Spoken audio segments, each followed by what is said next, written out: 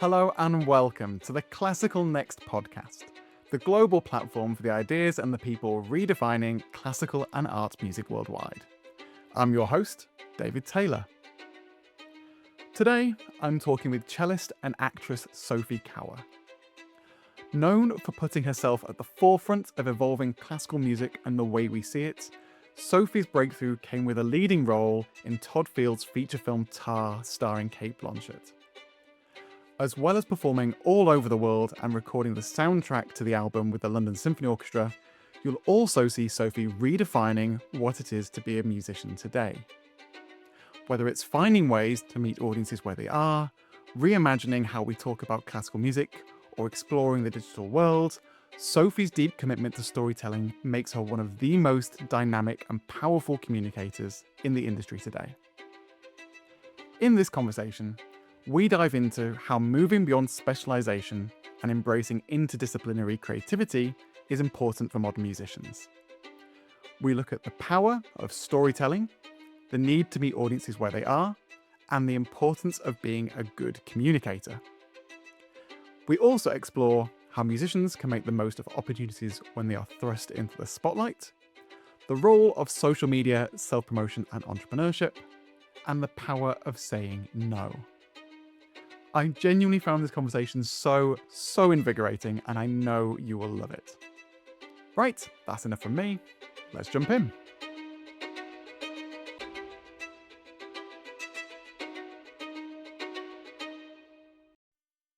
Sophie, thank you so much for being on the podcast. It is great to have you here.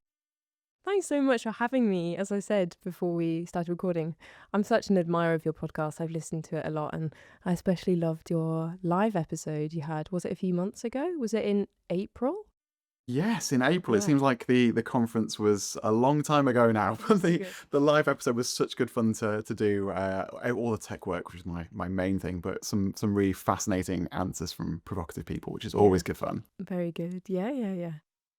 Well, thank you. Well, I am so excited today because I think there's so many things we could chat about, and I'm really excited by your career because it's such a unique and modern approach to things. So you are a cellist, you're an actress. I've just found out you're doing some sound recording training or studying as well. There's so many elements to what you do. And I think historically it would be like, I play my instrument and nothing else. So I'm really curious to see what you think is the role of a musician has changed in the modern world compared to maybe how it was, or how you're seeing yourself moving forward as an artist.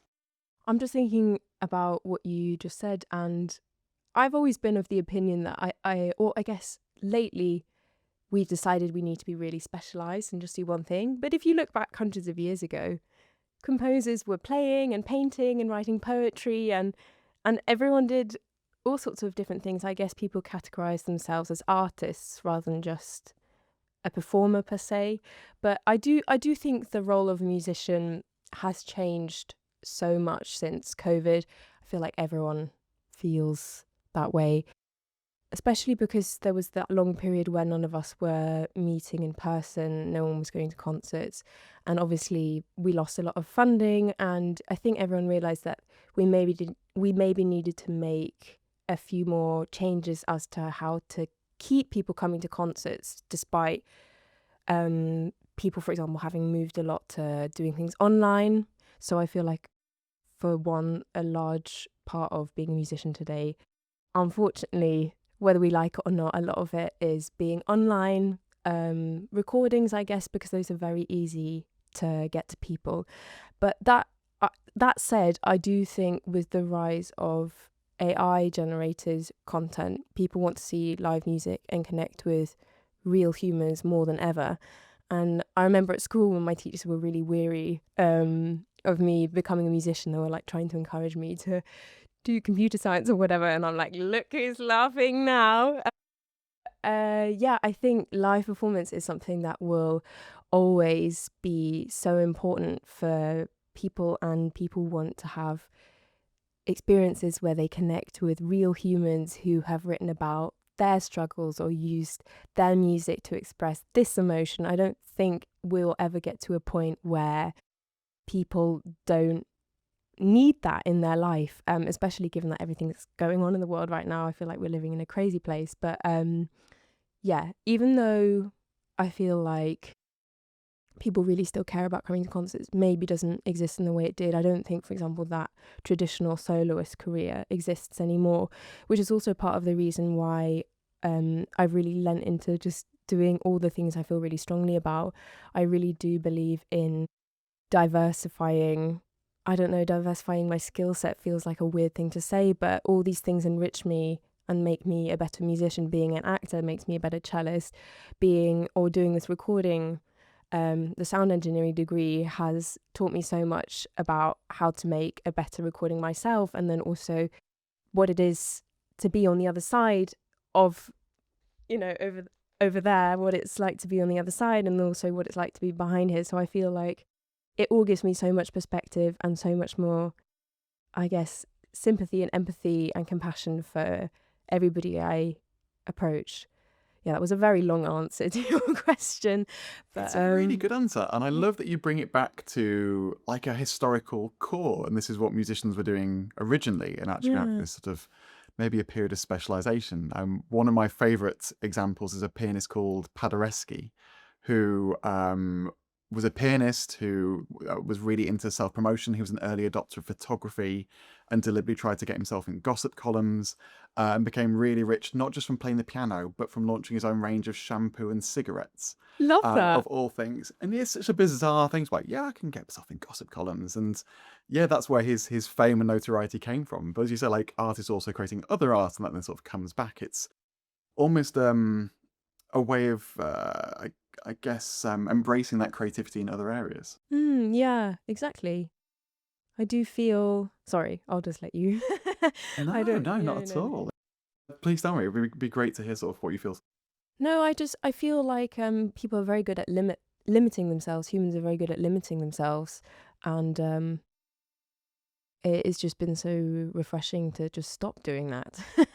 and yeah, I realised the last few years that just sticking myself in a practice room for 8 hours a day is not going to make me a better cellist, but rather going out and getting all these experiences and living life and getting lots of perspectives, and that's what gives me all these resources to draw from when I'm playing, so I'm able to actually have stuff to convey, something to say with my playing. So yeah, I think we could maybe start to see all these other things as other forms of practice. It's not just physical practice itself, which is what contributes to you being a musician. So yeah.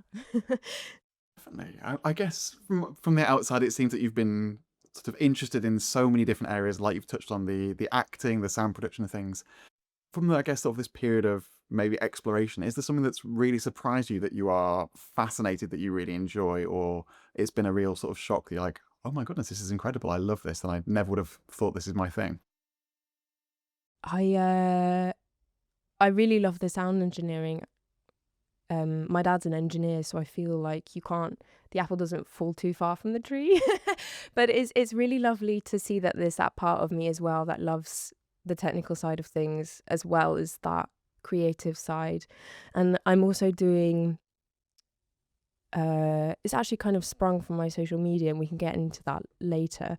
But I've been asked to start presenting concerts as both an actor, and then also I've been asked to write the scripts for the concerts, and it's mainly geared at young people. I'm doing one in October geared at I guess sixth form college students, and I'm really excited to do that. And it's been so inspiring for me to weirdly use all those skills I learned at A level, and then I also went to the junior Royal Academy, so the junior department on Saturdays, and we had this amazing class called General Musicianship, where they were really pushing us to be able to describe music. And I remember we had this amazing teacher called Hannah Kendall, and she's like, no, you don't, that's not vivid enough. You need to be able to really describe what in the music, what in the score conveys this, or how it brings it to life. And it's just crazy to finally be able to use all those things in all aspects of my career.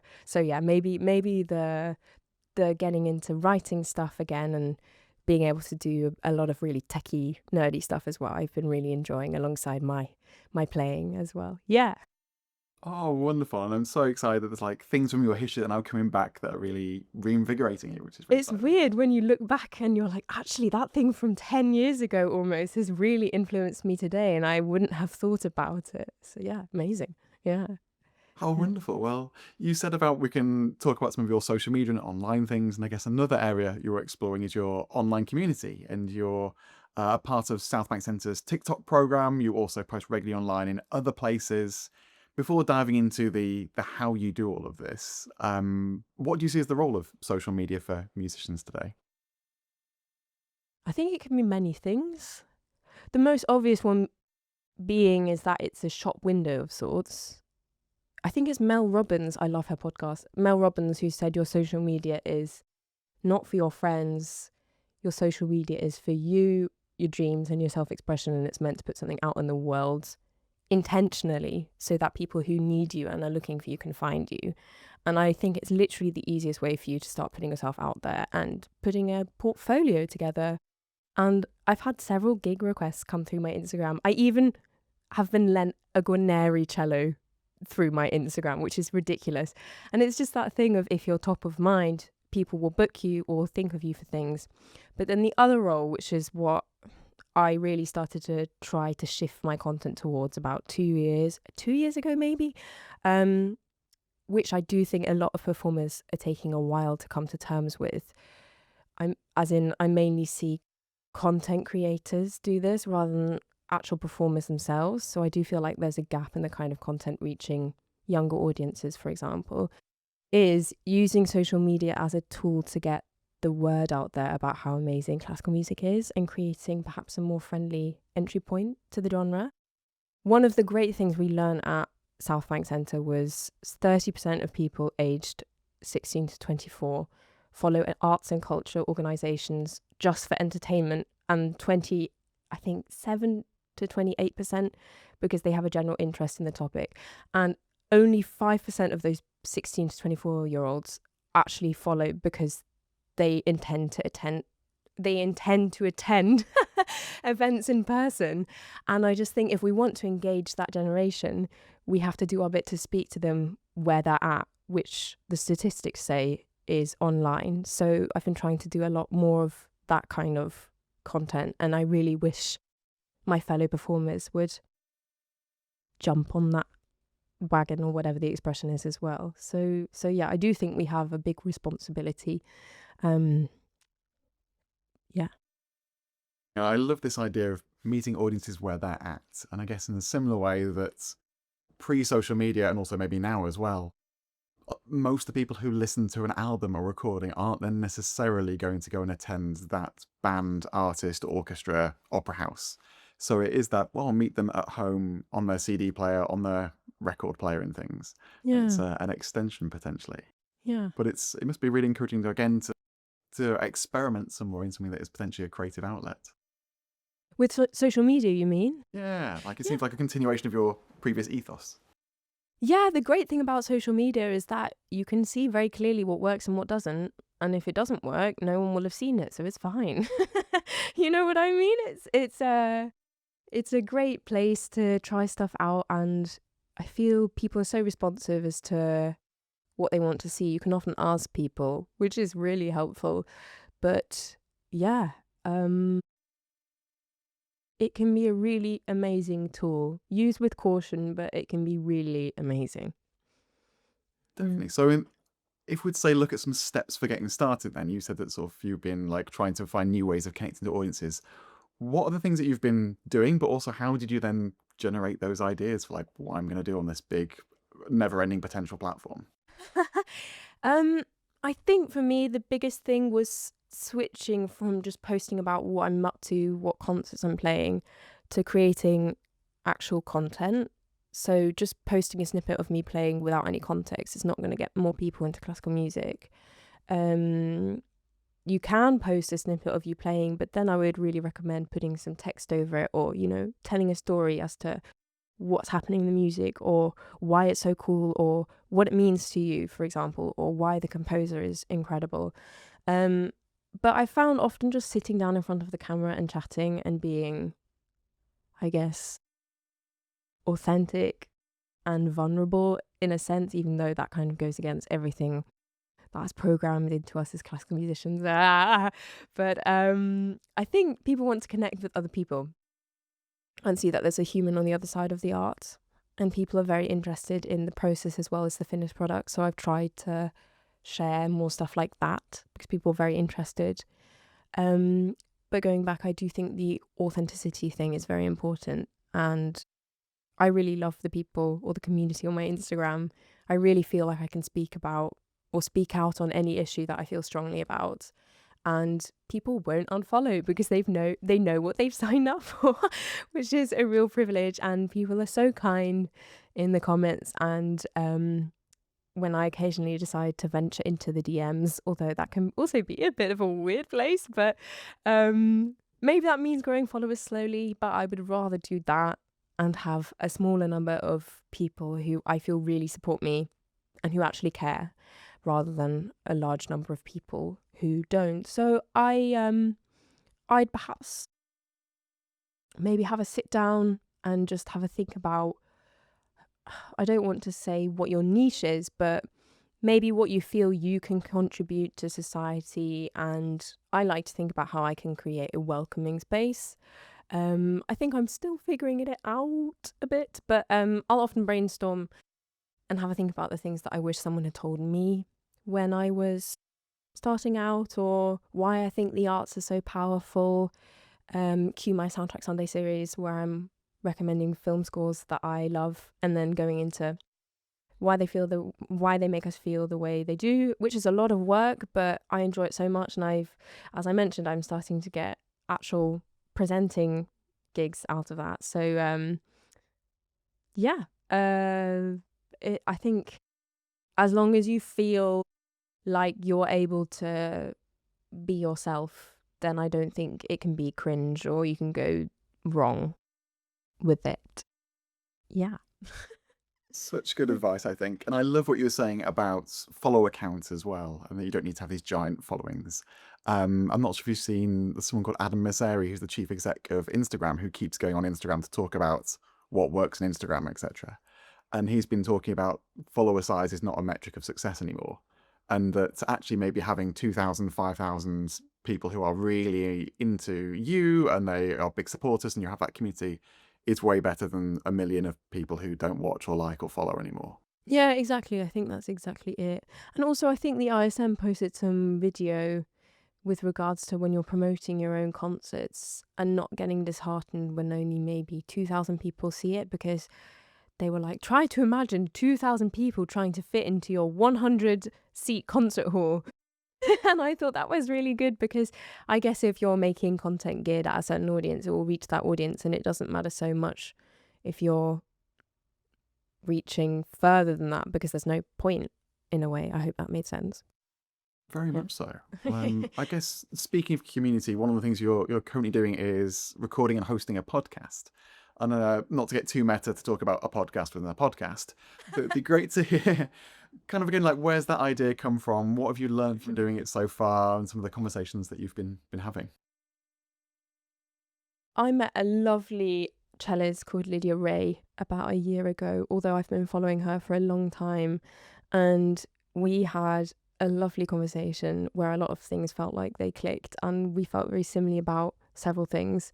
And we decided over maybe the space of a year, I think it was, that it would be really nice to create a space kind of similar to what I post on Instagram, the things I wish someone had told me starting out, where we felt people could feel safe to ask those kinds of questions, and that we'd go into the nitty-gritty of what, for example, your professor doesn't maybe teach you at college. As I think a lot of people, I mean, I'm still at college, but obviously I had my big thing when I was in my second year of my undergrad, so no one had prepared me for that. So I think we both felt a need to start something where people who are either just about to go to conservatoire or are at conservatoire or have just finished, where they can learn the things that we had to learn the hard way, so maybe they don't have to. So yeah, but we chat about all sorts of things. we had an episode about traveling with cellos and how to deal with that. And I think we just released one about taking breaks as a musician and avoiding burnout and injury. So we go into everything. So yeah, it's been really fulfilling actually. And I really love working with her. She's wonderful. How fantastic. And as a former cellist, I wish someone told me how to travel with a cello before doing it, and Yeah, it's the the joys of getting worst. onto a plane. It's the worst. I just don't know why they make it so difficult. Because it's not like you haven't paid for it. You have paid for the extra seat. Anyway, a different episode entirely. 100%. Although one of my favourite cello memories ever was flying on a flight and my cello getting given food and drink on the way because it had a seat. I was like, this is perfect. I love this now. I get double food. Really? The Yes. only time that Lufthansa, big happened to shout. me... You fly with Lufthansa? Oh, I've had But terrible this is a long experience. time ago. Oh, okay. This is a long time ago. Once they gave me some chocolate for free because me and or my cello and I made their day. So that's the only time it's happened. And I was like, what? I thought you hated us. But yeah. Apology chocolate. Yeah. Oh, Yeah. fantastic. Well, you touched on that your big opportunity happened in your second year of undergrads, and I'm guessing you're meaning being a part of the Hollywood film Tar. And well, in those moments, like, no one really prepares you for. And I was wanted to find something to ask you about that experience that also could be relatable, because not everyone is going to have a Hollywood experience. But I think what sometimes happens is you get sprung on these opportunities that give you lots of visibility, or something that could be a news or recording, and it's a moment to grasp. How did you make the most of one of those opportunities when it happened for you? Was it something you were able to prepare for, or was it unexpected? And again, how do you then not get overwhelmed? Because like, I think anyone in that situation would be very overwhelmed potentially. Yeah, well said. I definitely think I was a little overwhelmed at the time. And I think it would have been strange if I hadn't been, mainly because I didn't feel as if I had anyone to help except my teacher and my lovely family, which, although they're incredible, neither of my parents have a foot in either the music nor the film world. So we all felt a bit out of our depth, per se. But I think it was slowly gathering the right people. So now I have those support pillars for whatever it is I've got going on. I'm on this incredible program run by Talent Norway. It's like the YCAT program in the UK, but I have all sorts of incredible mentors from both the acting and film world as well. So I get to learn from all sorts of different people.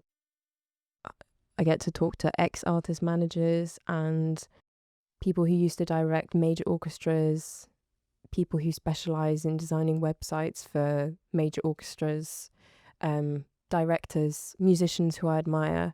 And I honestly think just having those pillars or those support pillars just makes you feel like you're ready to kind of tackle whatever it is.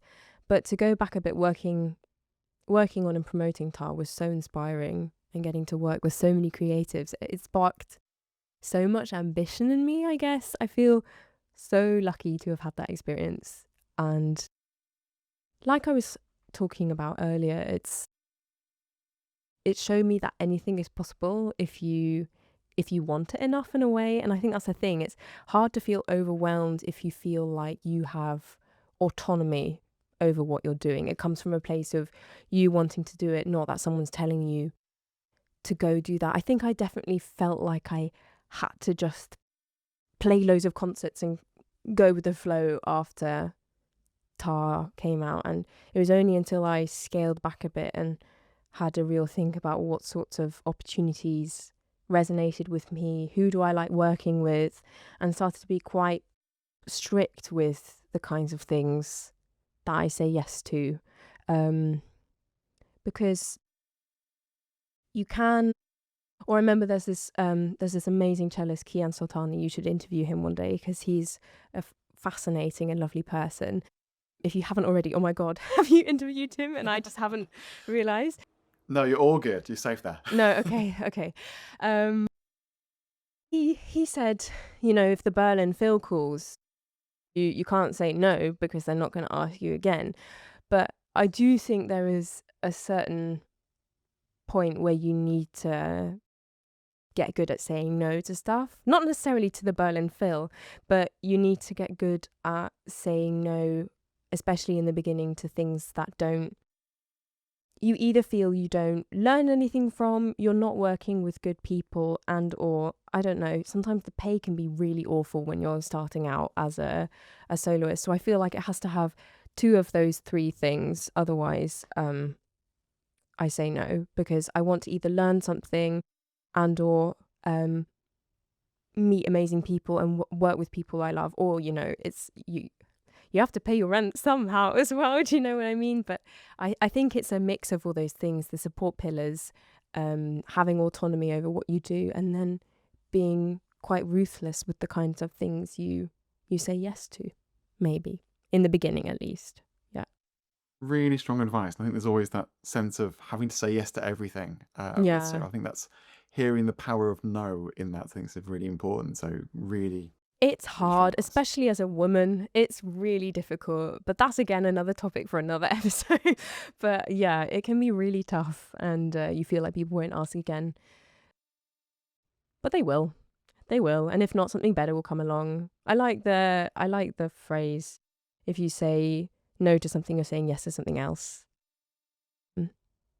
It be that you decide not to take the gig, then you have time to, I don't know, compose or brainstorm or go see a film that really impacts you and inspires you to create more art. I think,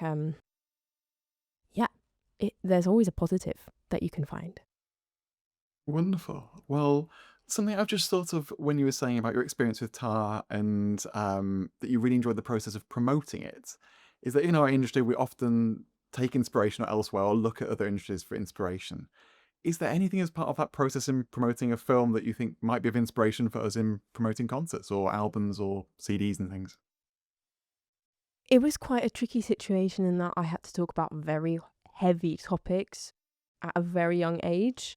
And I don't think that's anything media training could have prepared me for. The questions I got in media training are like, how are you and your character similar?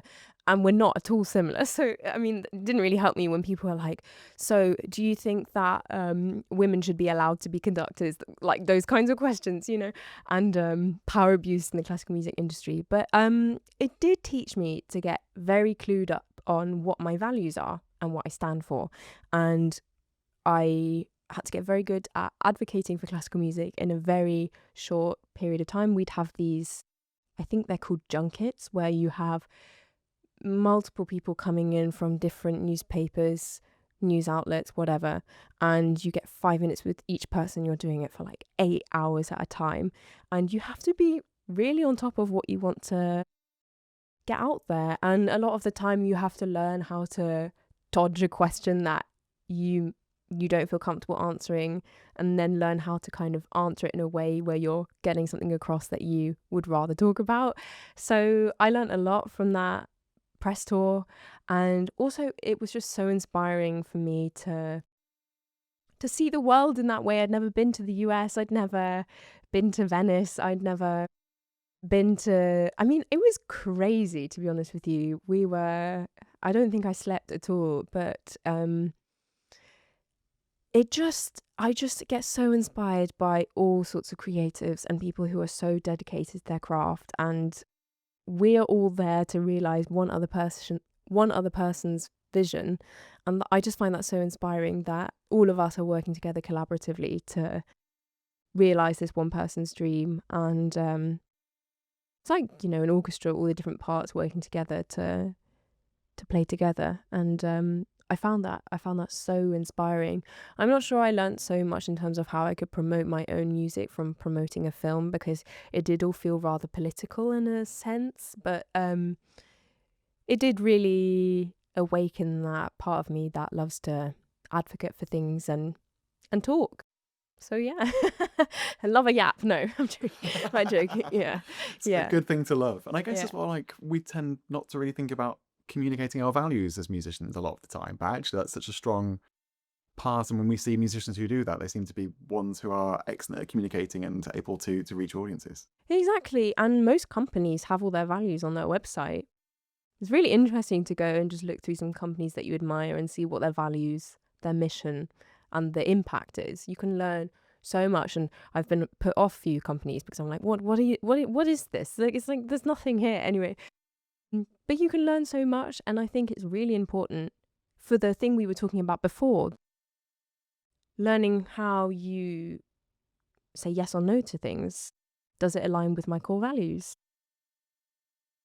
Simple as that, to be honest. It takes a while to find out what they are, but once you found them, and again, they do change over time, but I think having a strong sense of what your core values are helps so much, helps navigate things so much. I love that. Well, before wrapping up and finishing with some final questions, I want to sort of to circle back to this idea of careers. And we often talk about who our musical inspirations are, but we rarely talk about like who our career aspirations are. Do you have anyone or any sort of career inspirations, or is it slightly difficult because I guess we're in a different world where industries look different and you're forging your own path? That's very nice, you say. I'm very flattered. Um, uh, yeah, it's hard to pinpoint who I admire because I admire so many people. I guess to start off with, I could say I really admire people who are dedicated to exploring and conveying human emotion and all aspects of human emotion, not just the good sides, and people who create from a place of honesty and joy, and who do many things and don't limit themselves or let themselves be defined by others or play it safe, but at the same time do keep their audience in mind and make stuff for people. I love the idea of making art for other people, as well as for yourself. But I guess if I were to just name a few people off the top of my head, I do love Hilary Hahn. I love Hilary Hahn. I love Kian Sultani. I've talked about him a lot. I both think they're great speakers. Hilary is such an inspiration to me in terms of how she speaks out about stuff, and really, you know, she's a force of nature and she's so incredible, and Kian's so creative. I love his Cello Unlimited album. He's also the best cellist in the world, in my opinion. But I'm really inspired by a lot of film composers. James Newton Howard has been a big inspiration from a very young age. I really love Daniel Pemberton's music. He's scoring literally every score this year. He's insane. He did Project Hail Mary and the drama for people who, those are probably the most prominent ones this year. I also really admire Honey Irani. She has even an alter ego of some other things she likes to perform. I think it's called Chilling Bambino. She also writes film scores. I've always admired Saoirse Ronan, actress, Zendaya. They also, create, they're very honest and they're very authentic and very dedicated to their art. The director of Tar, Todd Field, love that man. He's incredible, and he did every single part of that movie from start to finish. He's so dedicated, and like me, everything has to be super good, and he will make sure it is. And then I'm also a massive fan of Joachim Trier, Norwegian director, directed Worst Person in the World and Sentimental Value. Beautiful films that explore the multi-dimensionalness of humans, and I don't know, it felt so raw and real to me watching both those films. So yeah, just a few people off the top of my head.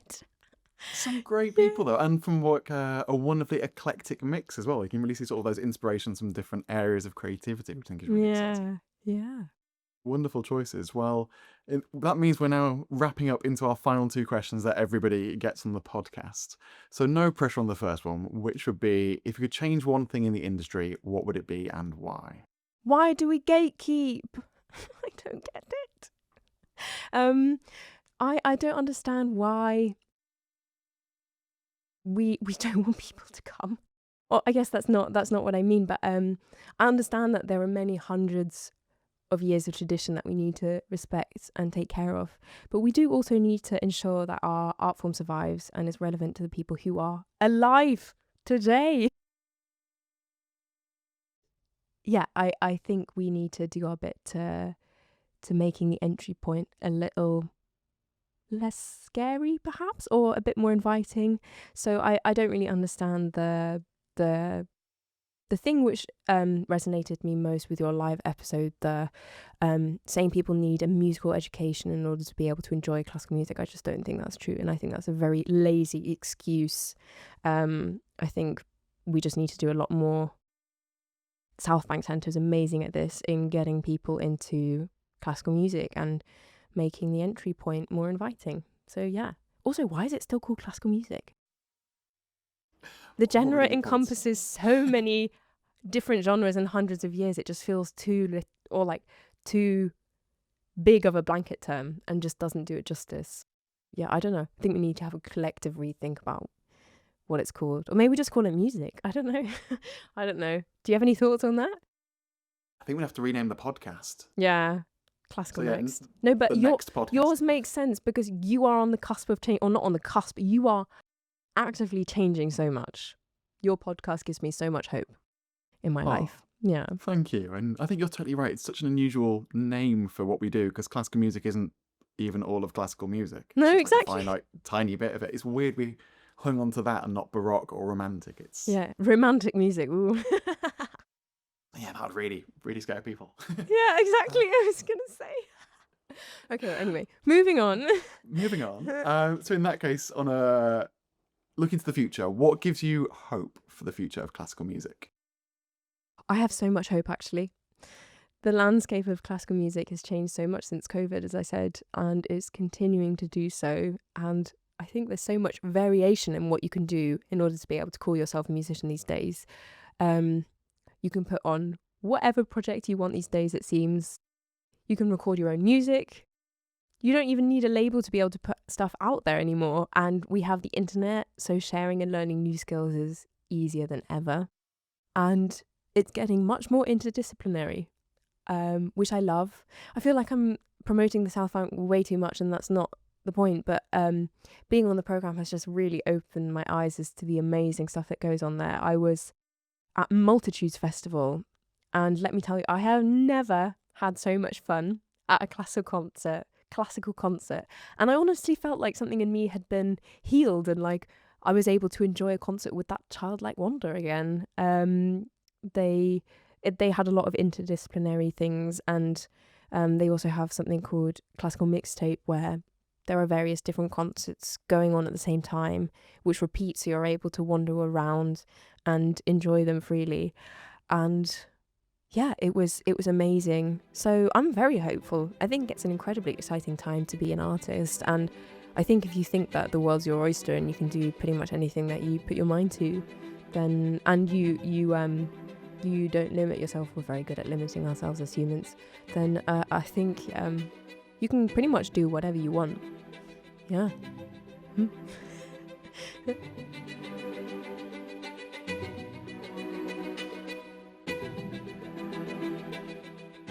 I'd like to thank Sophie Kauer for joining me, and thank you for listening. Before I go, Classical Next 2027 is heading to Katowice, Poland from the 8th to the 11th of May next year. It's that 1 week of the year where the whole industry gets together in one place, and I would love for you to join us. Registration is already open at classicalnext.com, and we'll be opening up the call for proposals soon. If you have any thoughts on today's episode, or if there's someone you think I should be talking to for the show, you can find Classical Next on LinkedIn, Facebook, and Instagram, or just get in touch through the website. And if you found the show useful, please do subscribe and share it with your colleagues.